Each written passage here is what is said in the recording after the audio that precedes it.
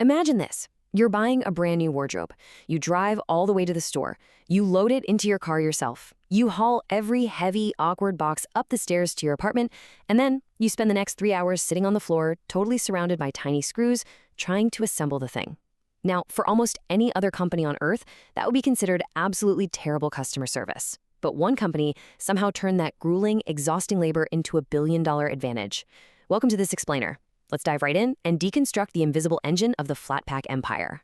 Every single year, millions of us willingly do the heavy lifting that furniture companies used to do for us. We transport the product, we assemble it, sometimes we even handle our own returns, and somehow we actually love the experience. At first glance, this makes zero sense. Why would you or I pay to do a part of the company's job? How did terrible customer service become a global retail advantage? Well, the answer to that central mystery reveals one of the most brilliant business decisions in retail history, because they didn't just redesign a bookshelf, they completely redesigned the underlying economics of selling it. Chapter 1. The Empty Air Problem. To really grasp how radical this shift was, we have to look at the historical context. For decades, the entire furniture industry operated under this set of assumptions that everyone just accepted as the normal cost of doing business. Notice the sheer difference in physical volume here. In the traditional model, a factory builds a finished, fully assembled chair or table. Then, these large trucks have to transport those bulky items. Warehouses require absolutely massive amounts of space to store them. Retailers display them fully assembled, and finally, expensive delivery teams carry them into your home. Every single step added massive, margin-crushing costs. Transportation was incredibly expensive simply because the furniture took up so much room. Now, contrast that with the new model. Factory to flat pack to DIY transport to DIY assembly. The traditional industry accepted those high costs as unavoidable, but one company looked at the exact same supply chain and saw a fatal flaw. That flaw is summarized perfectly and almost hauntingly in this quote from the founder. "Why are we moving so much empty air?"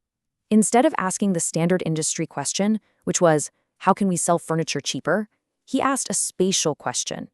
He realized that the bulky trucks in massive warehouses were mostly just storing and shipping empty space, literally the space between the legs of a table or the shelves of a bookcase. Reframing this spatial problem changed retail economics forever. Chapter 2. The Flat Pack Revolution. The ultimate breakthrough that disrupted the global furniture market wasn't a high-tech new material. It wasn't a brilliant ergonomic new chair design. It was, quite simply, a cardboard box. By designing furniture that could be disassembled and slid into a flat package, the shipping volume just plummeted. And this brilliantly illustrates the cascading benefits of that single decision. Look at these points. Suddenly, trucks can carry exponentially more products per trip. Because the boxes stack perfectly, warehouses become hyper-efficient. Storage costs fall dramatically across the board. And international shipping across entire oceans, becomes incredibly easy. But of course, there was a major trade-off. To remove that empty air, you had to force the customer to build the furniture at home. Most companies were terrified of this, assuming customers would just flat out reject the work. But millions embraced it. Why? Because the massively lowered costs were passed on as lower prices, making the trade-off feel like a huge win. Chapter 3. The Psychology That Makes You Value It. But you see, the low price is really only half the story.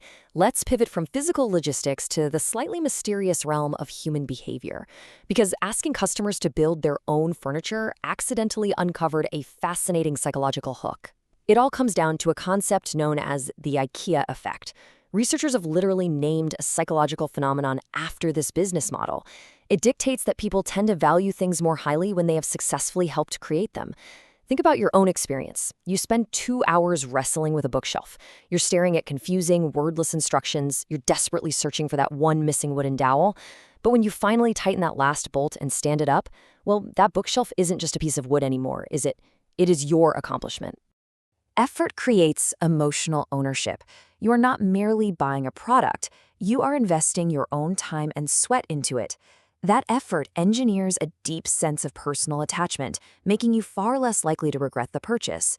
And this is exactly where the competitors who simply tried to copy the low prices entirely missed the mark. They copied the cheap wood, sure, but they didn't copy the psychology. What looked like extra annoying work actually became a deeply embedded part of a rewarding customer experience. Chapter 4. This Showroom Maze. The psychology doesn't stop in your living room, though. It starts the exact second you walk through the retail doors. The physical environment of the store itself is not just a shop. It's a carefully engineered psychological labyrinth designed to completely bypass your rational shopping habits. Be honest with yourself. Have you ever walked in planning to buy exactly one item, maybe a cheap side table, and somehow left 3 hours later with a giant bag full of tea light candles, storage boxes, kitchen utensils, and a potted plant you never intended to buy? We all have. And what this explainer proves is that this universal experience is a highly orchestrated outcome. It is definitely not an accident. Instead of letting you walk directly to the shelf you need, the layout forces you to explore. The journey is broken down into rooms that tell a story. You walk through a fully realized small apartment, a bustling family kitchen, a cozy home office, a tranquil bedroom. You don't just see a standalone sofa, you see the sofa with the perfect rug, the ideal lighting, the decorative pillows. They aren't selling you a piece of furniture. They are selling you an entire imagined lifestyle. By the time you finally reach the warehouse section, your defenses are totally down and your aspirations are up. This triggers massive impulse purchases without the company ever having to use aggressive, pushy sales tactics. Chapter 5: The Invisible Supply Chain. Now, everything we've talked about so far, the flat pack boxes, the showroom maze, that's just what we, the consumers, see. Let's zoom out to the macro scale. We need to peel back the curtain on the massive, globally standardized manufacturing machine operating completely invisible behind those showroom doors. It's a relentless economic flywheel. Step 1, standardized flat pack designs mean lower manufacturing and shipping costs. Step 2, those lower costs allow for significantly lower prices on the tag. Step 3, lower prices attract millions more customers. Step 4, more customers lead to higher overall purchasing volume. And finally, Step 5, that massive volume gives the company unprecedented ironclad negotiating power with suppliers all around the globe, which pushes manufacturing costs even lower. And the cycle just repeats, endlessly. It's dozens of small, interlocking logistical decisions feeding into one another to generate unstoppable momentum. Chapter 6: The Unbeatable Ecosystem. Which brings us to the final mystery of this explainer. If the business model is so simple on paper, sell flat pack furniture, let the customer assemble it, and keep prices low, why has no competitor ever successfully replicated it on the same scale? Because the true competitive advantage is not the furniture. It is the ecosystem. Product design strictly dictates the flat pack packaging. The packaging enables the global logistics. The logistics allow for massive store footprints, and the store layout maximizes the customer psychology. Every single isolated component strictly relies on all the others to function. If a competitor tries to just copy the store layout without the global logistics, it fails. If they copy the flat pack idea without the psychological showroom, it fails. And that leads us to the core thesis of our analysis today. Products can be copied, systems cannot. This is exactly why so many companies struggle when they face true industry titans. They focus on the visible products instead of the invisible systems. This flat pack empire shifted work from the company to the customer, but in exchange, it delivered prices and an experience that changed retail forever. They didn't just make a better product, they completely redesigned the invisible architecture around the product. Which leaves us with a pretty fascinating reality to ponder. The next time you find yourself building a shelf or wandering through a maze-like store with items you didn't plan to buy, take a second to look past the products.